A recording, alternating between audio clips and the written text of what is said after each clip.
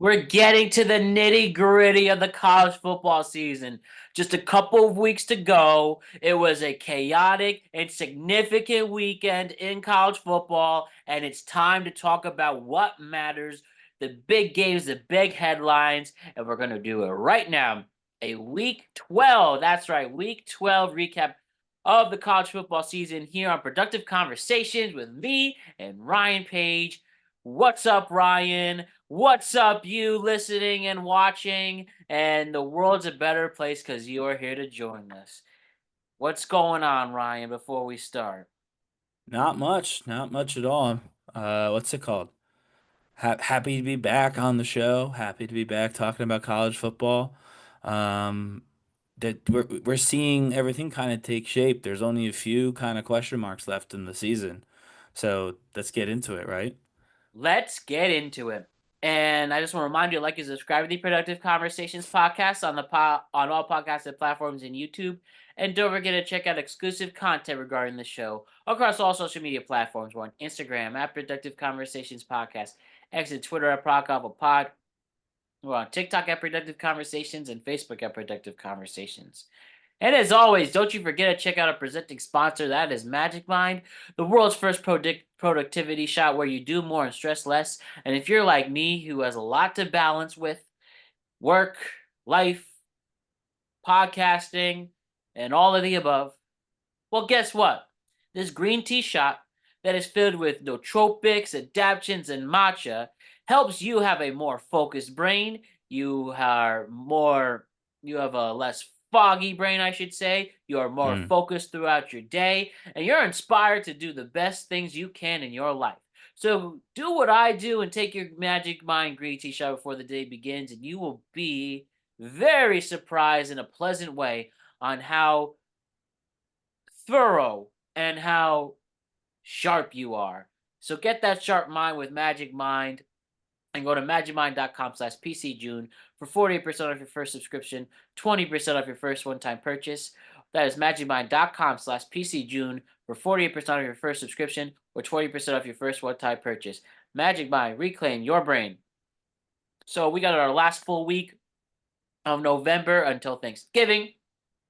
So Mm-hmm. big week ahead, which includes a productive conversation right now on college football, a week 12 recap.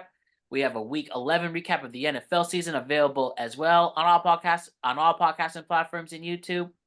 We got tweet caps on Tuesday and Friday. Tweet caps on Tuesday and Friday to recap and talk about what's trending across the worlds of sports, news, entertainment, and culture. We talk about the number one trending stories with some life questions thrown in. That will be available on Tuesday and Friday of this week. And check out a productive conversation on the NBA, our first NBA show for this 2025 to 2026 season. We'll have all that available and more throughout the week. And we look forward to bringing you and discussing productive conversations and making your day a lot better. All right. That's right. So, good stuff ahead. Let's talk college football. Ryan, as we are just about 2 weeks away until the conference championship weeks, just about 2 weeks of the regular season for most people. Mm-hmm. How are we feeling as we are heading into the home stretch? Uh, I'm feeling excited. We're looking at the potential anyway for a few new faces. In the postseason, the 12 team doing what it's supposed to do, giving other programs a shot to prove that they've got the sauce, essentially. But Yep. also, we're getting to the point where, frankly, only some games matter, um, which selfishly makes it much easier for like you and me to prioritize what to watch. We can focus on the games that matter and then watch the games we wanted to watch after. Whereas early on, it's a mad dash, which is like the best part, but it means you have to be really on top of every game to uh to have any sort of like idea as to what direction it might take place. But that's all done. The sorting is done. We're not going to see a ton of crazy movement outside of just like embarrassing upsets I would say, in terms of who is really being considered a viable option for the postseason, who's being considered for even the top 25, I think is probably pretty well locked in, minus a couple of people, and then obviously moving around within the top 25. So yeah, we're I would say we're even past the home stretch. We're coming in for landing now. And I'm looking forward to it as well. And we'll pick that up once we hit December and all of that. So why don't we Yeah. do what we've been doing best for the last 12 weeks and continuing it on? Let's talk about the biggest stories from college football this weekend. But you Yeah. perfectly encapsulated what's about to happen. So let's talk about what's important to talk about. So Let's do that it. includes the new top 25 as we do every week. This is your top 25 heading into week 13. Georgia, after their win over Texas, they move up one spot to the fourth after a big performance against Texas. Hmm. Oklahoma is now a top 10 team after their big upset win over Alabama. They're ranked eighth. Alabama drops 6 spots. They're down to 10 after losing Oklahoma. And the group of 5 teams that have climbed up or re entered includes North Texas at 22. JMU has moved up to 21. James Madison. Tulane is at 24. And that's pretty much the only major changes after this weekend. Hmm. And I think it'd be even best to bring up obviously the big 2 points. We'll get into the specific games with Georgia, Oklahoma, and Bama's significant changes.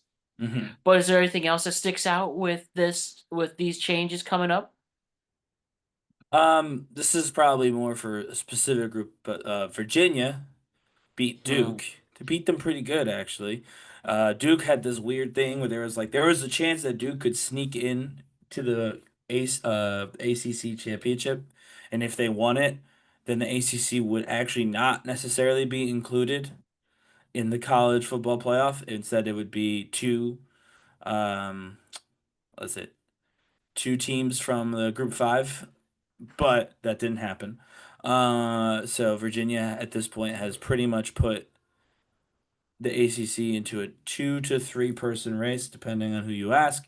But that was a big change because that went from wide open to, again, realistically about 2 or 3 different teams that could actually end up with that automatic bid. Obviously, they'll be the only ones, with Miami kind of exploding. If we're being completely honest. What a Um, mess the whole yeah. season has Yeah, been. they started so hot, but then they just fell. Like, again, maybe if they win out, they're good enough to make. It really all depends. But yeah, Miami's explosion basically puts them out of the conversation for both the championship game, which is the auto bid, and for a total, an at-large spot, um, which means just one for that this time. That and Notre Dame. Notre Dame had a lot of people who were kind of doubting their spot. They did not move up. They're at 9 still, but a lot of people were upset with the 9. I was upset with the 9. I do believe they were put there prematurely, but they did a pretty good number on Pittsburgh. Hmm. And so they shut a lot of people up, myself included.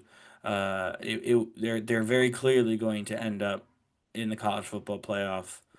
I mean, again, barring a complete disaster of 2 losses in a row or something like that. But yeah, barring disaster, they're going to be in, and they've earned it. Frankly, that they got their signature win. They waited till the end, but they did get their signature win. With 2 weeks to go, make sure you don't blow it. So why Yep. don't we now get into the significant games? I picked 4, and why don't we talk about the big comeback that all college football fans are fascinated with? How about this, Ryan? Texas A&M's historic comeback against South Carolina. Ranked third, Texas A&M was down 30-3 at half before mounting the largest comeback in program history. Texas A&M won by a score. Texas A&M won by a score of 31-30. Marcel Reed rebounded after a rough first half that included 2 interceptions and a fumble that was returned for a touchdown. He came back and threw for a career high 439 yards and got 3 touchdowns after that. Wide Mm. receivers, KC Concepcion posted 158 yards. Ashton Bethel Roman contributed with 139 yards and a touchdown of his own. Defensively, after being dominated in the first half, the Aggies shut out South Carolina in the second half and held them to just one drive past midfield after halftime. For South Carolina, the Gamecocks built a 27-point lead and completely collapsed. Lenora Sellers threw for 246 yards and 2 touchdowns and an interception, but that was pretty much it. The only highlight for South Carolina for the game as a whole. Texas is now 10-0, 7-0 in the SEC, and they continue to keep their college playoff hopes alive and a magical season. They were tested. I thought they might have even blew it, but Mm-hmm. ultimately the composure and resilience that this Texas A&M team showed was a big step in the right direction. I really, really think now, and I will make my prediction, that this Texas A&M team can win the national championship. And Mm-hmm. even with this slip up with South Carolina, it showed that they can make adjustments and Mm-hmm. they can prepare for a potential disaster. And Mm-hmm. maybe a better team might have prevented it, who knows?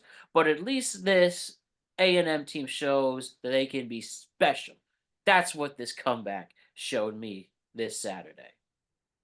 Yeah, I think A&M and Ohio State could be whenever that happens. If it happens at the very end, or if it happens, in one of the bowls on the road to the national championship, that should be one of the most highly anticipated games in college football this year, because that game's going to be awesome.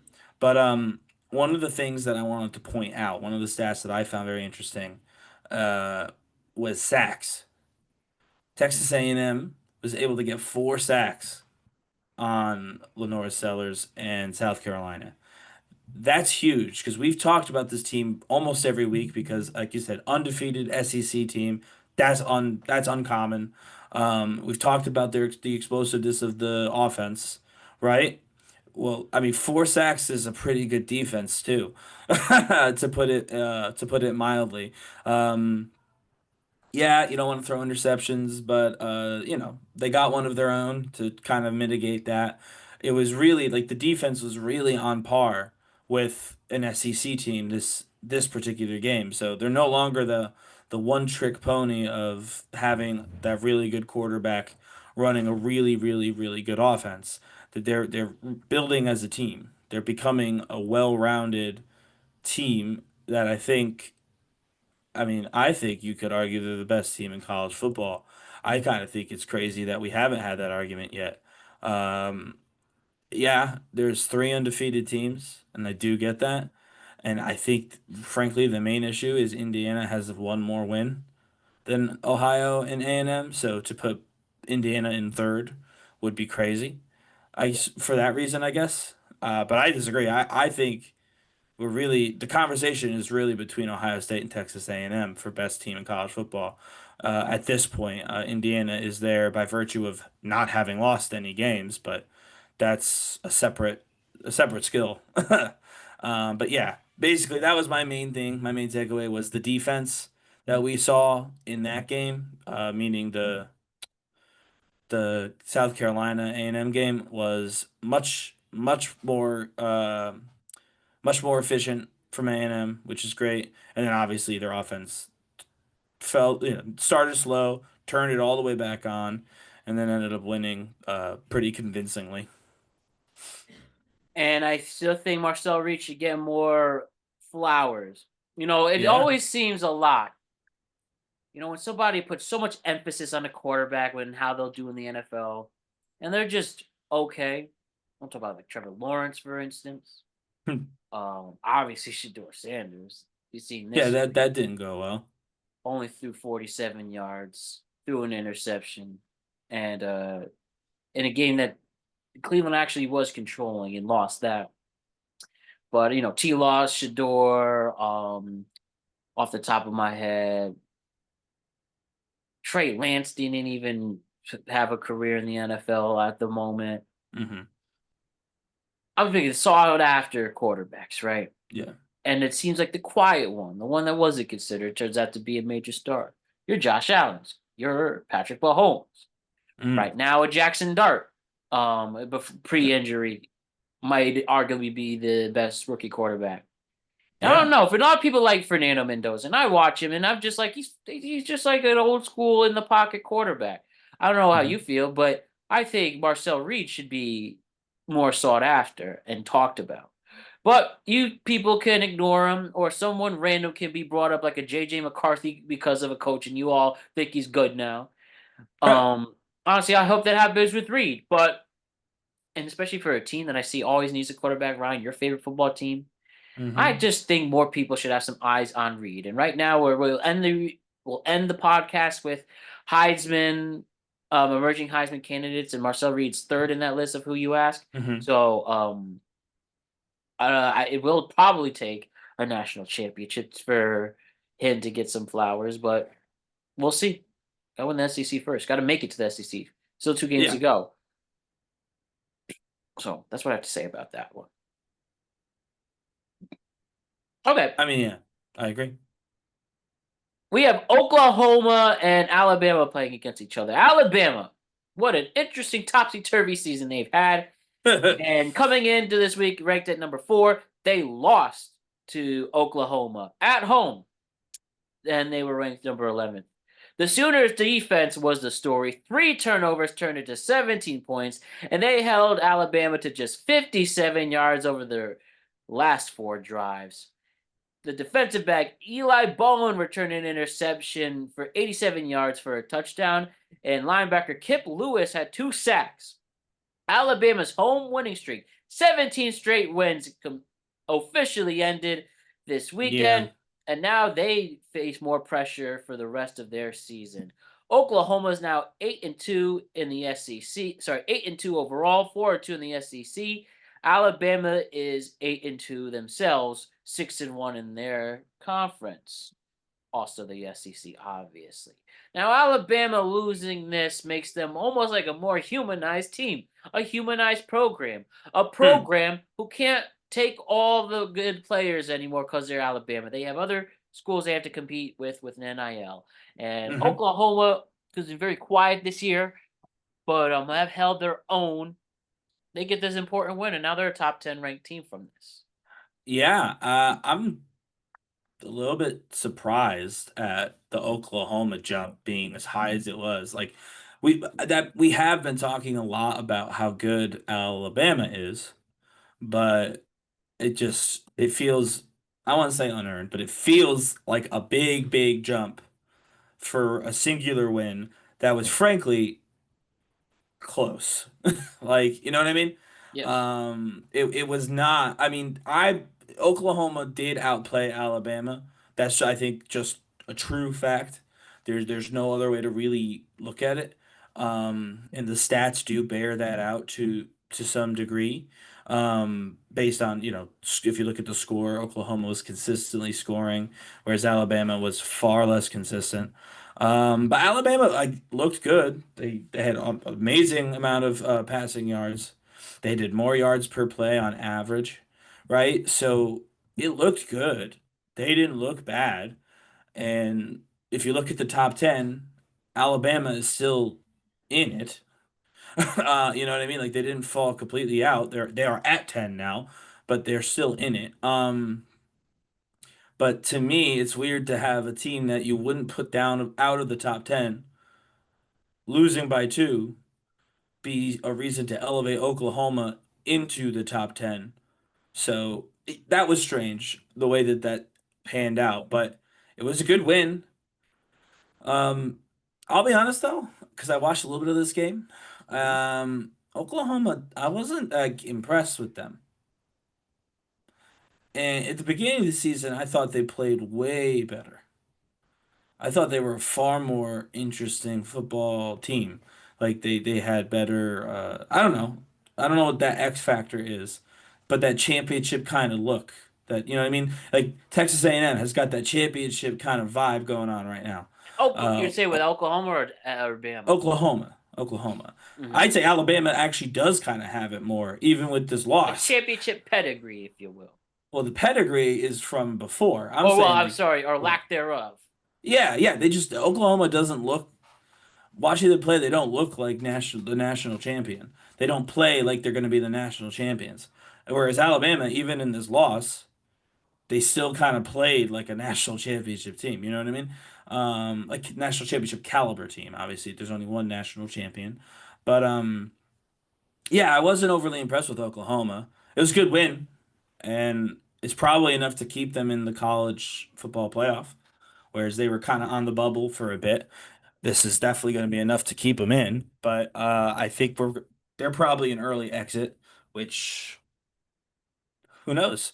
Could be interesting if they play like a hungry North Texas, uh, The and they just don't have it in them Bulls out. to finish that, or like Indiana, who I also don't believe is going to be the national champions. Um, I also think they could have an early exit, but if those two teams get paired up together by luck of the draw or whatever, then that could give Indiana a bowl game, which I guess would be cool. But yeah, generally speaking, I wasn't impressed with what I saw from Oklahoma. I think Alabama's still the better team. Just watching them play, the eye test, as they say, Hmm. and it was a good win. They needed it to stay in the playoff conversation with 2 weeks left. But other than that, I don't think it really showed us anything. No, I think, maybe Oklahoma just had the best game of their season. But they Yeah, need to keep that rank. You need to be in that top 12 to secure that college football spot for the top most part, 11, right? Top 11, realistically, right. because Yeah. they're putting five champions in. Doesn't matter where that fifth champion is ranked. So you need to be, Yes. yeah, No, you're right. Exactly. You're 100% right. So secure that.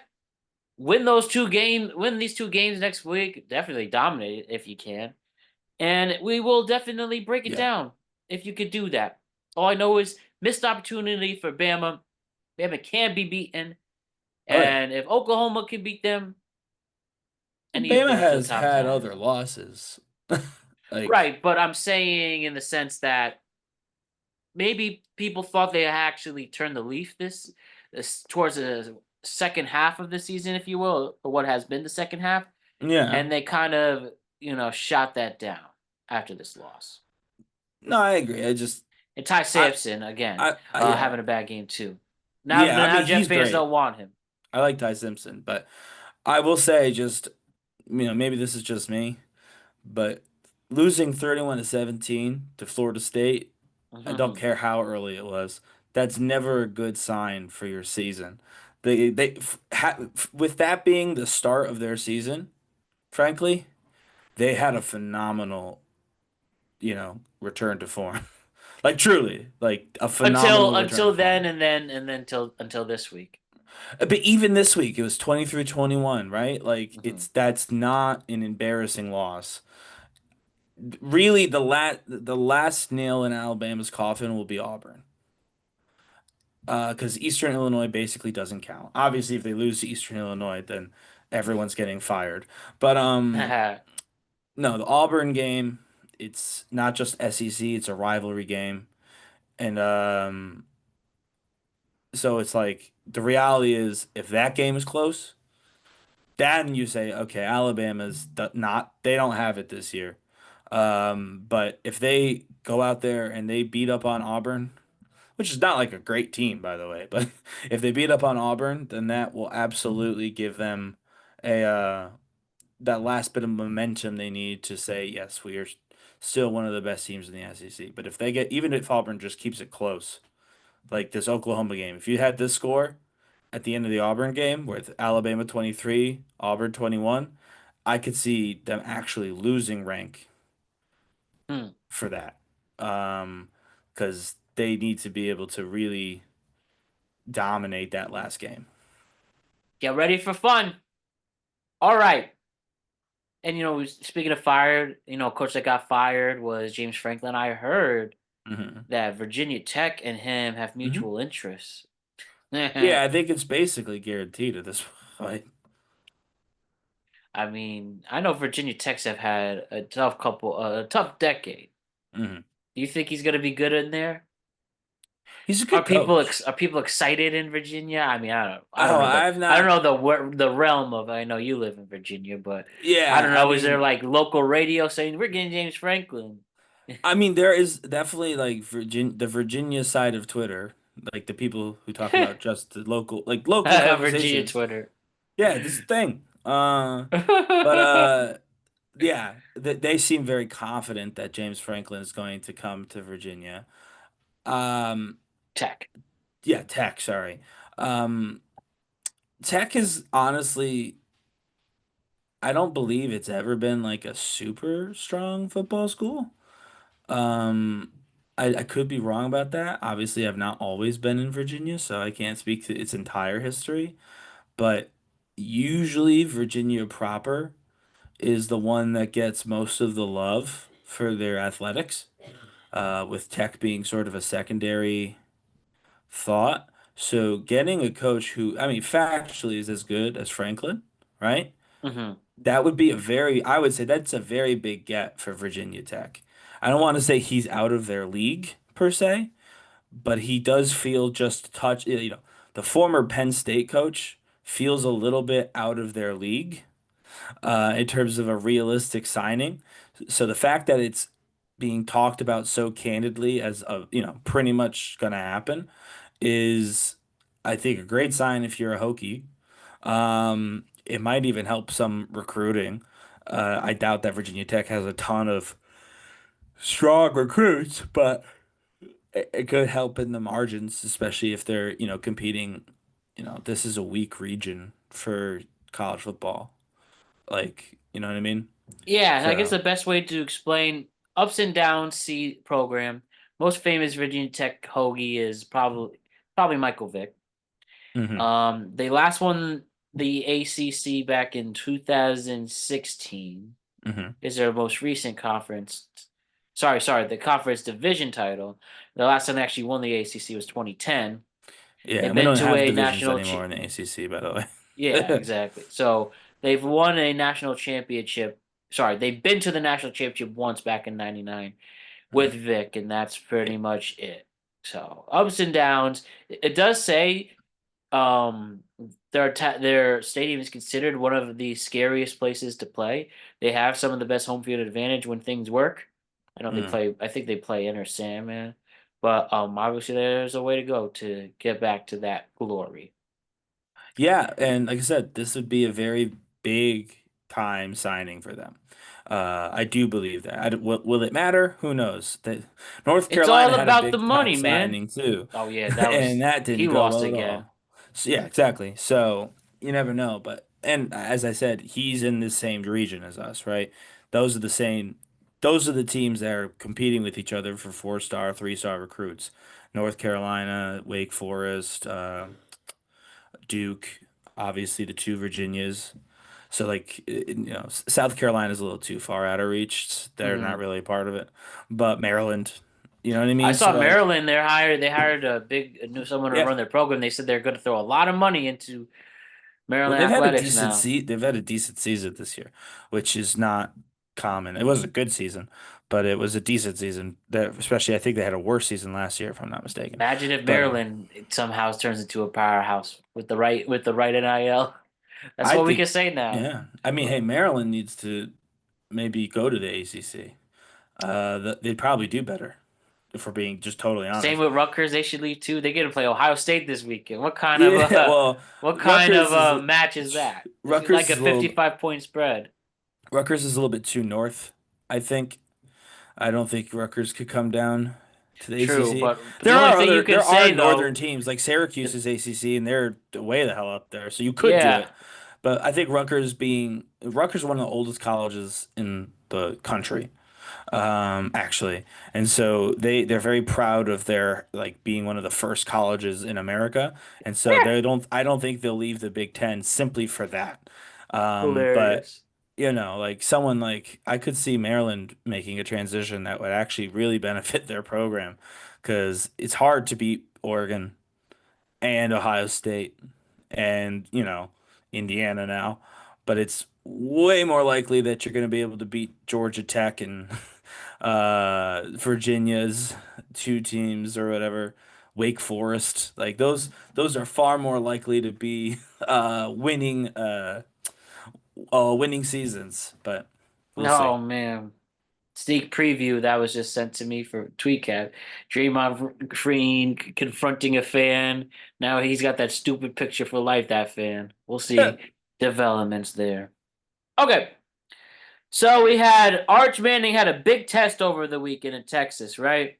Yeah. And this truly, let's be real, I think a disappointing season from what they were hyped. Literally the Oh yeah. number one ranked team in the United States. They played Georgia, and Georgia beat Texas's ass. Georgia Yeah. beat down Texas. They won by a score of 35-10.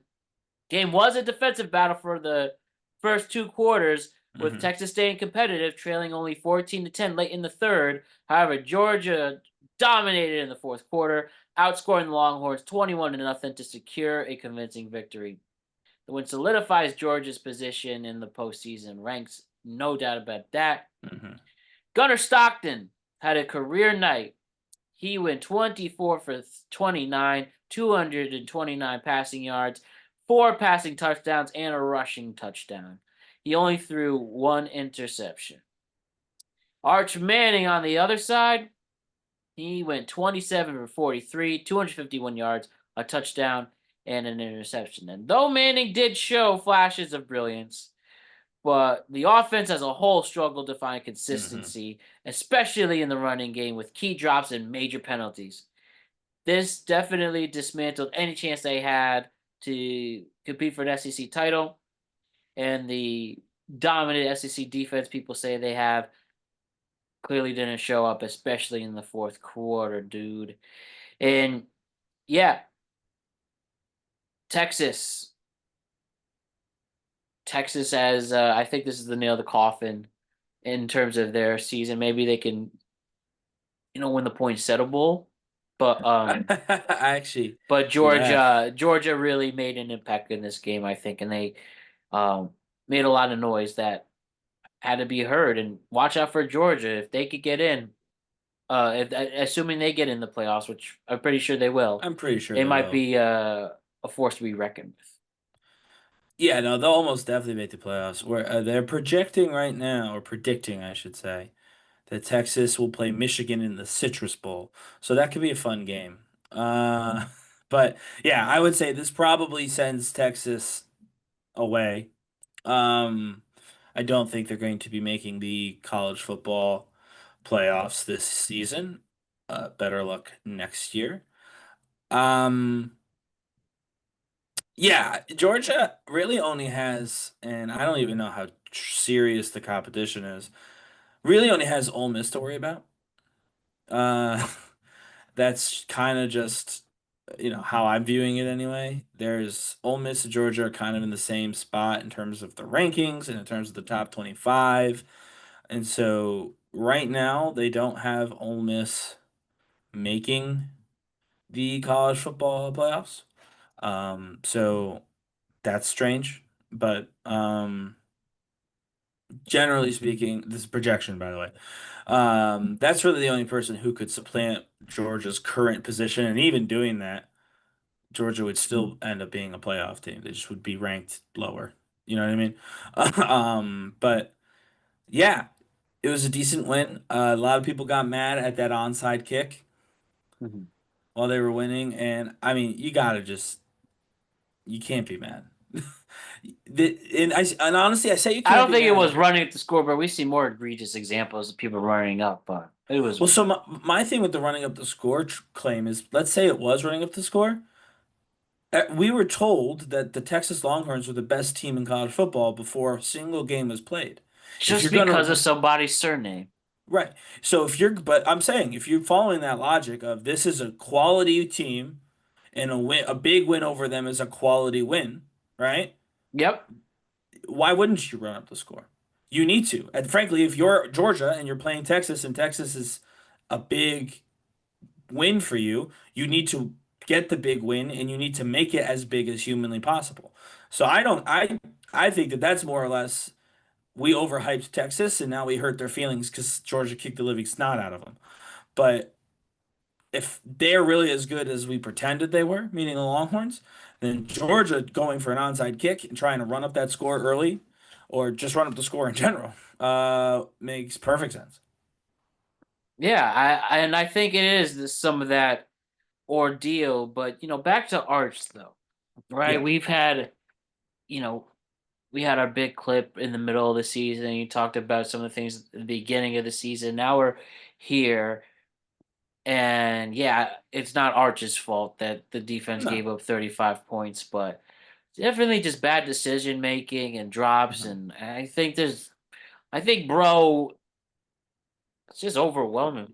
It's just, you don't blame him. And I feel like if I didn't say this earlier this year, my bad. But what was it that coach who said if he was so good, why did they have Ewers play this whole time? Like they were hyping him Hmm. this much as a freshman. I mean, Yeah. freshmen can start, Yeah. and they didn't, and now we have this. Like, where do we take this narrative now, Ryan? As we is, we've talked a lot about him in this season. After this disappointing loss to Georgia, what else is there to discuss with him besides people like you people are the general public is very easy to manipulate clearly. Who probably didn't watch any high school footage of Arch Manning, and No. I don't think it was shown on ESPN. I didn't watch any high school footing of Arch Manning, for being honest. Like, you know what I Oh yeah, mean? I'm just saying for the people who are just so Arch tank for Arch. People actually saying that about a lot of teams, not even realizing that there's a good chance he's just too young too Yeah. to I mean, actually declare. I really do believe that he needs to go Yeah. somewhere else. I said that before. I'm gonna bang on that again. I Wake think Forest, I like think he could be given a genuinely, this is true, a genuinely good out too. I talked to these guys in Houston while I was there for a wedding, or Austin, rather, for a wedding. There we were watching Texas play on TV. They won the game. It was the Vanderbilt game, but and I asked, "What do you think about Sarkisian looking for the NFL job?" That got leaked out, probably by his own team. And they were like, "No, no, he's just trying to get a better deal at Texas. He's not going anywhere." And I don't know that I agree with that. I think he might want out. I think he wrote a lot of checks that he can't cash, and he wants to restart, but he doesn't want to go backward. So he wants to see if he could start, you know, at the in the NFL level and manage expectations a little better and not have so much pressure on him. And I think if that happens, if he does bail, because allegedly he was brought in for like, or Arch was brought in specifically because this guy was the coach. Like the family, the Mannings wanted this guy to coach Arch up. Don't know why, but they did. So this is the opportunity. Get him the hell out of Texas. There's other teams, other Southern teams, if the South part is really important, that could do well both in the Big 12, maybe even the ACC. And I mean, hell, send them to Georgia Tech. They need a quarterback. Their yeah, guy's leaving this year. That'd be a huge get for them. Like you just he needs to get out. This program is too big. It's gonna come cratering down. Frankly, they shouldn't have moved to the SEC as a school. yeah. Now That was people a are ridiculous. that. They got bailed out last season by some subpar Carson Beck playing. If we're just being honest, like last season, them being in the they won the SEC last season. That was a fluke. That they were not ready to be the SEC champions. They're certainly not the new Alabama. Georgia is still the top dog in the SEC. If we're being honest, A&M is currently going to try and make a run for this season, but they're 2 or 3 seasons off of being a household name. Let's just be honest. Like this is a great season for A&M, but they don't have the reputation of these other schools yet. They got to do this 3 or 4 times. The same with Indiana, actually. Um, but it's still Georgia. It's not Texas. Uh, and so, yeah, he should bail. Oklahoma State. That's still, I think, the best place for him. Georgia Tech, which I just came up with on top of my head, could be interesting too. I don't know who from that offense is returning, but I know the quarterback is not, and so that could be an interesting move. Maybe just do it for a year, have a good season to really kind of pad those stats, make yourself a little highlight reel. But something, man. This Texas team is not. He can't lead it, not the way that they want it to be led. Hmm. There you go. And Ren, just one thing. Do you know what A&M stands for with Texas A&M? Agricultural and management, right? Agriculture and mechanical. But Oh, yeah, mechanical. Okay. I've always wondered that. Finally, Yeah. an AI search. All right. The last game I want to talk about is Indiana continuing their undefeated ways.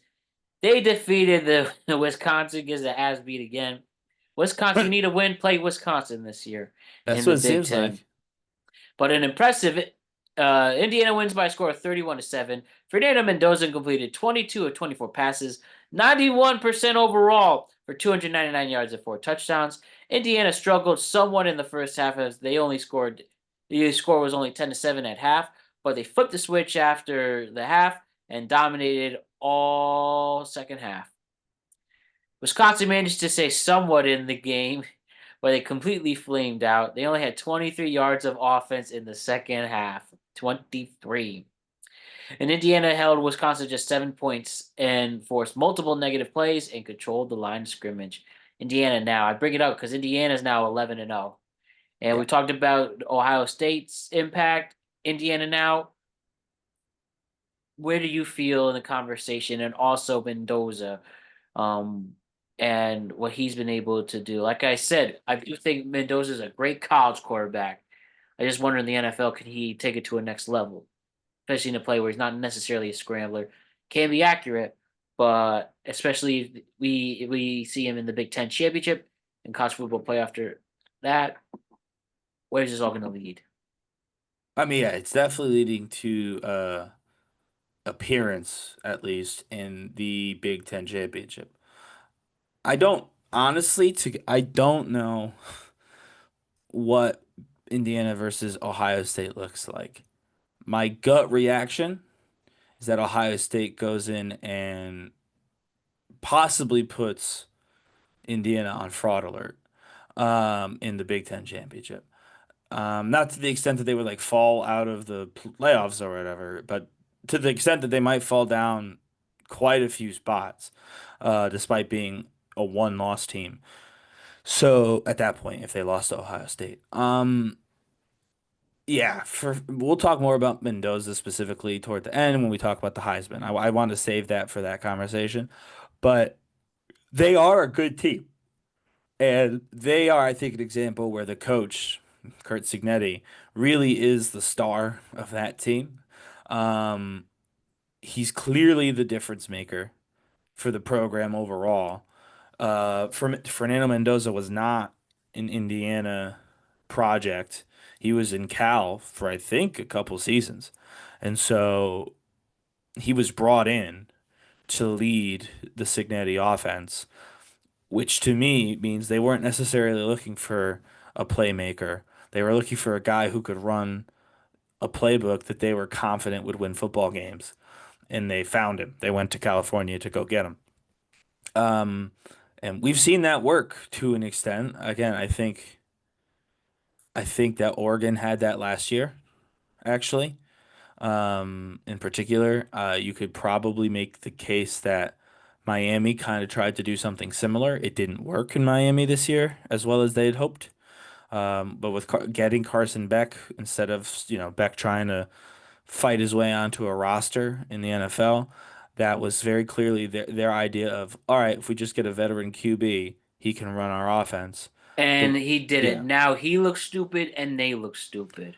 Yeah, Carson Beck may have just like cost himself an NFL contract. I mean, fairness, he wasn't getting one last season either. So, I suppose it couldn't hurt to try one more time. And at the beginning of the season, it looked like he might even actually, get to be a pretty good backup for the NFL at some point. You But want to know something I heard? I heard that there's ideas floating around that moving forward, maybe like starting next decade, even. or right before, the idea of you get 5 years, a hard 5 years, and that's it across all NCAA. No red shirt. This year of eligibility Hmm. has extended people much longer. I think they might rework it or collectively bargain to just Hmm. have 5 years of eligibility and that's it. Yeah, they Which I so think should be the move, especially I with agree. NIL influence. It will be helpful when the COVID years disappear.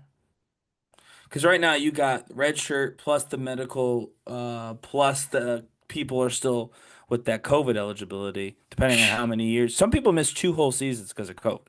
Yeah. And so, it's like there's that is fading, and so that might help a little bit. But yeah, I definitely think they have to rein in how long you could stay at the college level. And when you're making billions of dollars, why wouldn't you stay? It'd be insane not to. So I get why the athletes are doing it, but I do think the schools need to try and move them out. Because Mm. honestly, I think it's hurting the NFL more than anyone. Um, Using the quarterbacks as the example, the quarterback classes now are not as good. They're not as talented, and that's because one, people are playing until they're almost 30 in college. And so they've used up some of their prime, in the Citrus Bowl. But two, because there's people there The Jimmy playing Kimmel well, Bowl, yeah, which is because real. there's so many people who are playing that long, recruits who have to graduate high school, they aren't playing. And so they get less time playing. And so they are less experienced when they get to the NFL, and it just continues on and on. So I do agree with that. I do agree with that. But back to, I think the segment was Indiana. Um, Hmm? Back to them. I do think that they're a good football team. They play well, but they're a little bit like plug and play, which I think will always make them formidable because they'll always be able to just find a good talent to run a good playbook and win football games. But again, there are teams that look like they could be the national championship team or in the national championship game, and there are teams that don't. Last year, Oregon didn't, and then they got beat. This year, I'd say Indiana doesn't, and I do expect them to get beat again. I hope it's not by Notre Dame. That would be embarrassing for them. Hmm. But it could be. And honestly, if you're giving me eye test, as much as I feel like Notre Dame maybe was elevated unfairly to their current position, eye test Notre Dame looks like more of a contender on the field than Indiana does. They just don't have that I was talking about that A&M has, right? Um, that Texas Tech kind of has this season. And so yeah, they just don't have that. And therefore, I think early exit is almost assured. This game, though, it means nothing. We got to be honest. It's Wisconsin. People beat the shit out of Wisconsin all the time. Like In this area, that. yep. Yeah, it's like there's no. It's good to get a high scoring win, just generally speaking, but this is one of the easier teams to do it on. So, you know. Excellent work, Ryan. And just quickly going to look at as we approach the end of the season. We'll do this again in 2 weeks as well. Mm, But this as the last 2 weekends of college football and the regular season are about to begin. It's a fair time to now look at these Heisman odds. mm, And these are the emerging candidates that we found with Fernando Mendoza at this time leading mm, minus 115, the favorite, the Indiana quarterback. Right behind him is Julian Sayin, the quarterback at Ohio State, plus 200. Marcel Reed at plus 500, the Texas A&M quarterback. Ty Simpson, the Alabama quarterback, plus 550. And the other ones that have been closer, Diego Pavia and Gunnar Stockton, both the Vanderbilt and Georgia quarterback, respectfully. Man, Ryan, my thing here, with the exception of Marcel Reed, there's no one really that explosive or fun to see here. No one is a surefire. He's gonna do great in the NFL. I don't. I feel when we had the Penix Juniors, who's been struggling. Oh, not. Well, that's 2 years ago. But we look at the Travis Hunter. He's hurt from last year. Hmm. Out for the rest of the season. Asha Genty's trying to still get his footing in the NFL, pun Hmm. intended. Cam Ward's been struggling in Tennessee, but the whole team's very bad. Yeah. But I don't think any of these quarterbacks are exciting either, and they're all quarterback um, candidates right now. Yeah, I mean, you have to get pretty low on the list of possible names. I don't have the what's it called? The stat lines for you, but Jeremiah Love and Jeremiah Smith are both kind like on conversations on, they're being written about as possible contenders, maybe long shot contenders. They're not quarterbacks. And then there's been a weird like Twitter campaign for for a linebacker out of Texas Tech, Jacob Rodriguez, who seems Yeah, a to be lot of doing. people are really excited about him. Yeah, I mean, he seems to be doing well. I don't know if he's doing Heisman well, but he does seem to be doing well. To the Fernando Mendoza point that I was holding off to earlier, I'm with you 1,000%, Matt. I think he's a good college quarterback. I don't know what his career aspirations are in football. I have to assume he's going to try and get drafted. I'm sure he will get drafted. I don't believe he'll do that well. Um, but might do well enough to find himself a coach someday. That'd be cool, I guess. But no, I just don't see it. I don't see him leading an NFL team. It would frankly, it'd take years to build an NFL team that he could ride through the playoffs. Honestly, like he would be Mark Sanchez Jets, Yeah. for being just to look for a comp because that team, Mark Sanchez didn't lead that team. That team led Mark Sanchez, and so they would need something like that. And again, the people who are going to be at the top of the list for quarterback hunting in the draft, they all need something different than Fernando Mendoza. None of them have a team good enough that he could just slide in and do the last bit, right? Doesn't mean he won't win the Heisman. I think he probably will, but it does mean he ultimately it'll make them look silly because their Heisman winner isn't that good at the pro level, and the Heisman committee is going to really needs to really try and find a rationale for why they pick who they pick. Because the Heisman is such an interesting award. Because there's another award that is essentially the Heisman, the Maxwell Award, Yeah. and it's very unclear what the difference is, other than the Heisman is more famous. But they oftentimes go to different people, and they need to figure out if the Maxwell Award is just the MVP award of the season, right? Who is the most valuable player of the season, then the Heisman needs to be something different.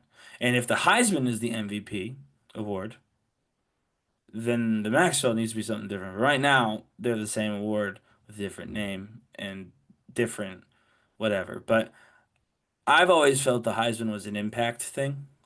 Which team was led most efficiently to their season by this person?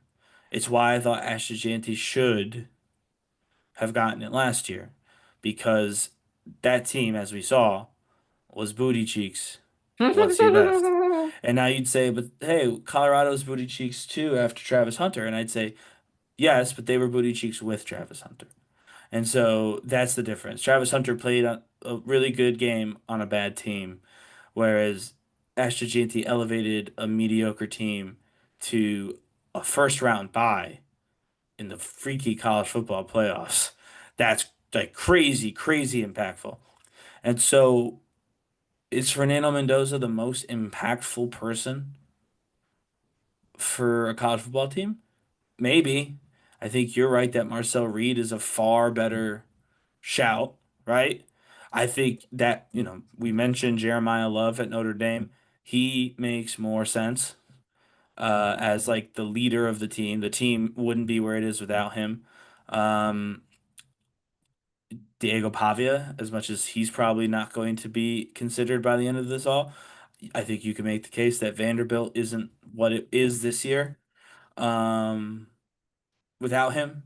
Haynes Mhm. King is another one. Granted, Georgia Tech has really gone out of their way to freaking blow that one by just becoming irrelevant. But at the beginning of the season, he was the Cinderella story. Uh, so there are people who look like they made their whole team. I don't know if I agree that Fernando Mendoza is that guy. I know Julian Sayin is not that guy. Um, but I would Yeah, what's he say done? I know I I undefeated mean season, but it's he's been won. hella. But I would say of the top three people who are being considered, the person who most embodies Heisman to me is Marcel Reed. thank He you. he is the most likely winner in my mind, based on the idea that the team would not be what it is without him, and I think that is just objectively true. I don't believe he could be replaced efficiently, even with a better quarterback. Like, well, I don't know that I would actually even say that he has very many better quarterbacks. But beginning of the season, Lenore Sellers was seen as a better quarterback than Marcel Reed. And Sellers plays a similar game. So I don't believe Texas A&M would be as successful as it is right now if Lenore Sellers was a starting quarterback. So definitely, definitely go Marcel Reed if you're going for a conventional pick. Still love the idea of a Haynes King or a Jeremiah Love, but we'll see how that goes. We definitely will. Ryan, excellent work as always. We'll see you throughout the week with productive conversations. Don't forget to check out week 11 of the NFL's season, that recap. Don't forget to we'll talk with the NFL this week. Our tweet caps on Tuesday and Friday. And we got some NBA action as well. So good week Hmm. ahead. Make the most of this final week of November before Thanksgiving week. And we'll see you throughout the next few days. Yep. Peace out. See ya.